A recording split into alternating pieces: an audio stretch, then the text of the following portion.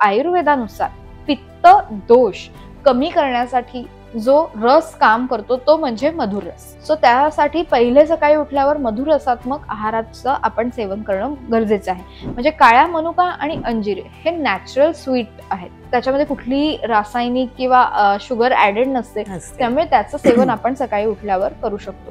कारण का तेव्हा कसं असतं की आपल्या शरीरामध्ये रात्रभर आपण काही खाल्लेलं नसतं आणि सकाळी उठल्यावर पित्त वाढायला लागतं. कारण काय पचनासाठी पित्त हे खूप महत्वाचं आहे.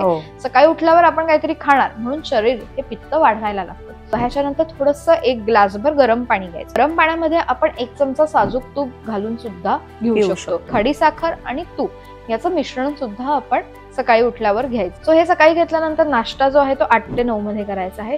त्याच्यामध्ये नाश्ता जो असतो ना तो हलका असला पाहिजे, जसं अंडी, ब्रेड हे पित्त ज्यांना होतंय त्यांनी अवॉइड करणं गरजेचं आहे. मैद्याचे पदार्थ हे पूर्णतः बंद करणं गरजेचं आहे.